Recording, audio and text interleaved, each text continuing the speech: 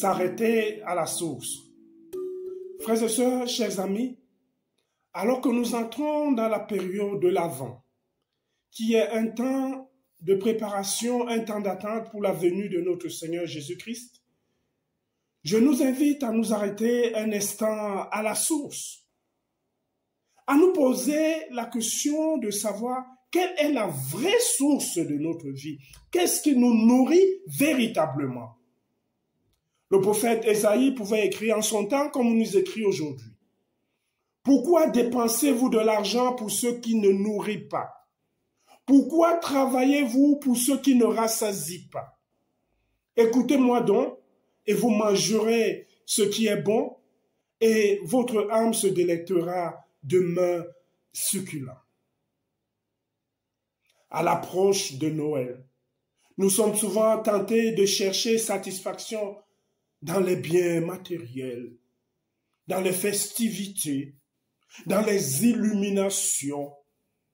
Les villes, les villages commencent à s'illuminer de plus en plus.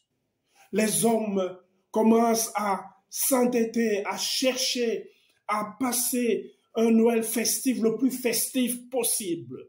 Les préparations de retrouvailles familiales, amicales, où les ripailles succéderont à d'autres ripailles. Mes frères et sœurs, chers amis, l'occasion nous est donnée de nous arrêter, car dans un monde aujourd'hui instable, disloqué, fragmenté, l'homme est questionné, l'homme est interrogé dans ce qui le porte, dans ce qui le nourrit, dans ce qui le constitue. Et les biens matériels, les biens physiques ne peuvent pas satisfaire totalement notre être, ne peuvent pas nous satisfaire totalement. C'est ça que nous voyons la situation du monde aujourd'hui.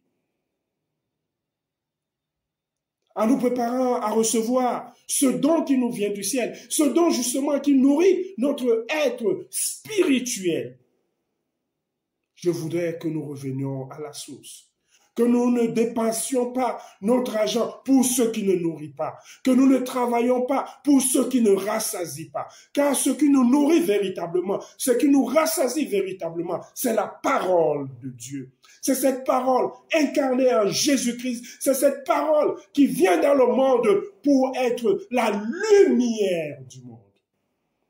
Car, chers amis, ces décorations, ces illuminations, sont éphémères.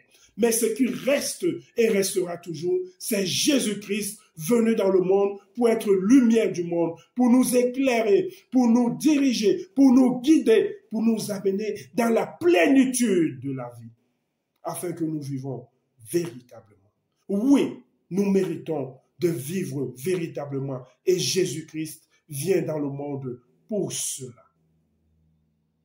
Alors, préparons-nous, frères et sœurs. Amen.